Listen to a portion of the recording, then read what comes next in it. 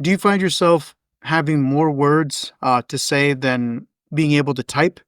Well, me too. So, in this video, I'm going to show you how to be able to use your voice to type way faster, if that makes sense. I'm sure we can talk faster than we can type, but there are those people out there who will prove me wrong. So, one of the tricks that we use to type a little bit faster is the type with your voice feature that Google Docs has.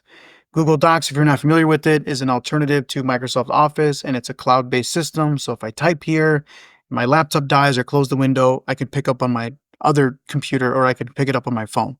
Anyways, let's get right into it. One thing to note is you're going to have to give your microphone permission to Google Chrome or whatever system you're using, like Firefox or Safari. So just keep that in mind. But you usually get two options. Option one is you give it microphone access all the time. Option two, you give it microphone access just this one time. And when you close your window, it should go away and it shouldn't record you. You don't have to worry about your microphone being used again.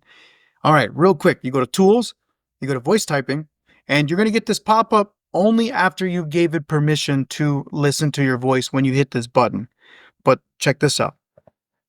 So now that I've hit that button, I'm able to type up a rough draft email, a rough draft letter, maybe dump my notes and, kind of start rambling to this document because I'm in a, I'm locked in, I'm zoned in. I have a moment of inspiration to write a book or to write something important, right?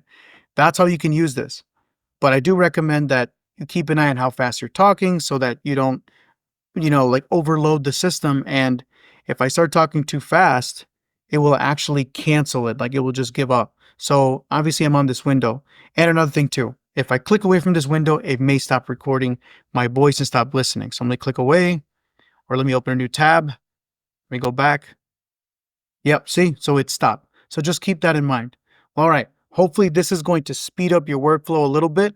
I'm sure that, a few extra minutes on, not having to backspace and worry about, like if you typed in that word wrong, right?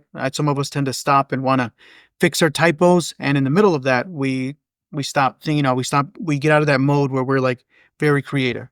All right. So hopefully this is useful to you. Like and subscribe to our channel as we plan to add more of these little useful tricks that help our workflow that is being used right now in our marketing company.